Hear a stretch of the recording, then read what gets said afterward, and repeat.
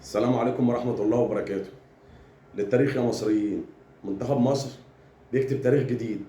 بيكتب تاريخ جديد. أنا واحد من الناس اللي حضرت 3 أفريقيا يا جدعان ورا بعض يعني، وكنت واعي وكنت حاضرهم وكنت بنزل الشوارع وأقفل الشوارع وأقف على الكورنيش.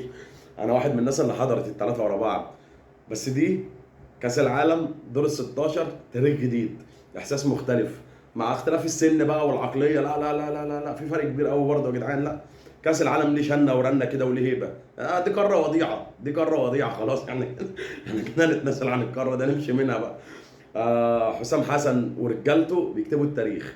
حسام حسن ورجالته بيكتبوا التاريخ. اكتر المتفائلين فينا، اكتر المتفائلين بجد بجد، ما كانش اتوقع ان احنا في يوم من الايام هنوصل لدور ال 16 في كاس العالم. بجد. احنا قلنا لو صعدنا من دور المجموعات لدور ال 32 ده يبقى بالنسبه لنا انجاز. فما بالك بقى لما نوصل لدور ال 16 ومستنيينك يا معزه. تعالى يا سيدة معزه، احنا ما بنخافش، احنا قلبنا ميت يا. مبروك مبروك مبروك لشعب مصر وجمهور مصر. الحمد لله، انجاز وتاريخ جديد بيكتب. مصر في دور ال 16 في كاس العالم.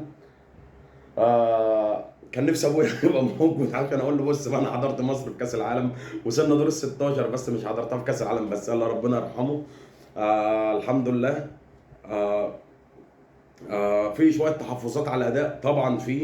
مش رايحين احنا نلعب تيكي تاكا ونمتع العالم بالكوره، ده طبيعي. نلعب على قد امكانياتنا، وعمرك ما هتلعب ال 90 دقيقه ضاغط، وعمرك ما هتلعب ال 90 دقيقه بتهاجم. يعني ما فيش حد بيعمل كده الا باريس، يعني انا ما شفتش حد بيعمل كده الا باريس وبرشلونه. انت فاهمني؟ ده طبيعي طبيعي، هتقع بدنيا وذهنيا، الاصابات هتاثر. ده طبيعي، انت مش واخد على الكواليتي بتاع الماتشات ديت، وان الماتشات الجامده دي اللعيبه بتاعتك كلها مش واخده عليها باستثناء صلاح او مرموش. ممكن يكون اكتر اتنين واخدين على الاجواء دي. مرموش ده يعني ربنا يتولانا، يعني ربنا يدخلنا الجنه بسببه، او هو هيدخله الجنه بسبب الحسنات اللي بياخدها من ورانا. ما تعرفش يعني مرموش من اول ماتش بلجيكا لحد ماتش استراليا هو ما بيلعبش كوره، يعني انا ما شفتوش بجد يعني. ما لا لا لا لا, لا.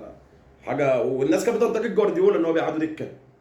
المهم مش الفنيات برضو، مش هنتكلم فنيات اللي قدام الواحد فرحان سواء، بس حاجه قد كده. انا ليه هيثم حسن ده كان بيقعد دكه؟ ليه هيثم حسن ده ما كانش بيشارك؟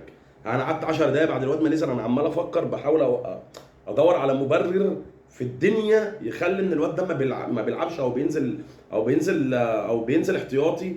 هو ما فيش، مش هتلاقي مبرر. لو قعدت حسبتها ان قعد 20 سنه جايين مش هتلاقي مبرر ليه ده ما كانش بينزل، وليه اصلا ما كانش بيبدا. طب سيبك ما كانش بيبدا، ليه ما كانش بينزل؟ يعني هو ليه اصلا انا ما كنتش بشارك؟ الواد بسم الله ما شاء الله، الواد نقلنا نقله. يعني احنا كنا بنلعب كده، الواد ده نزل بقى بياخد الكوره بيخلينا نعمل كده. حرفيا حرفيا يعني. الواد بسم الله ما شاء الله لعيب كوره جامد جدا جدا جدا، متاسس صح، مهاري. بيلعب مع اللي حواليه. على فكره مش في ناس شايفاه ان هو اناني، لا هو مش اناني. هو مش كل كوره هتجيله هتباص، يعني ما ده طبيعي في الكوره. مش كل كوره هتجيلها هباص هباص. انا مش انسان آلي يعني. طبيعي يعتمد على الفرديات شويه، ولما بيعتمد على فرديته كان بيعدي وكان بيصنع خطوره، ما كانش بتطلع منه. مصطفى شوبير، انا بالنسبه لي اجمد لعيب في منتخب مصر في كاس العالم هو مصطفى شوبير. قلبين الدفاع النهارده ماتش ولا اروع. محمد هاني بطلك النهارده عادي يا هاني، وارد، وكل اللعيبه الكبار بتعملها، وانت عامل مونديال جامد يعني. وانت عامل مونديال. كريم حافظ بصراحه افاق التوقعات. برضو كريم حافظ راجل متاسس في اوروبا، طلع اوروبا بدري. فاق التوقعات النهارده بصراحه، برضو اكثر المتفائلين. كانش اتوقع ان كريم حافظ هيلعب كده. مروان عطيه النهارده ماتش جامد جدا. امام احسن لعيب في مصر. مش خلاص يعني الكلام بقى في حق امام بقى ملوش لازمه يعني. امام هيفضل طول عمره امام من ساعه ما طلع، من ساعه ما جه مثلا عندنا الزمالك، وهو احنا عارفين، او من ساعه ما حط رجله في الملعب احنا عارفين ده مستقبل الكره المصريه. بصراحه زيكو النهارده ما كانش احسن حاجه. محمد صلاح بيلعب برجل واحده، وانا برضو شايف ان دي كانت مخاطره يا كابتن حسام. لا، كنت ممكن عادي تستغنى عن صلاح وتستعمله كدكه كورقه بديله. ما تلعبش عليه وهو مصاب. تحس ان انت بتلعب ناقص واحد. انا بكلمك بما يرضي الله يعني، وجهه نظري يعني. نتفق ونختلف، ده طبيعي في الكوره. مرموش من اول ماتش لحد دلوقتي انا مش شايفه. مش عارف. حمزه عبد الكريم، انا عايز حمزه عبد الكريم ياخد اكتر من كده. انا حاسس ان الواد خامه مبشره وهيدي وهيجيب. هيثم حسن لازم ياخد في الماتش الجاي، لازم ياخد في الماتش الجاي. دفاع الارجنتين دفاع غشيم. وهما لو لعب عليهم عيل حرام كوره هيغلطهم كتير. لا بجد والله مش بقلل، مش بنفخها، بس هو فعلا العيال بتاعت الارجنتين عيال غشيمه.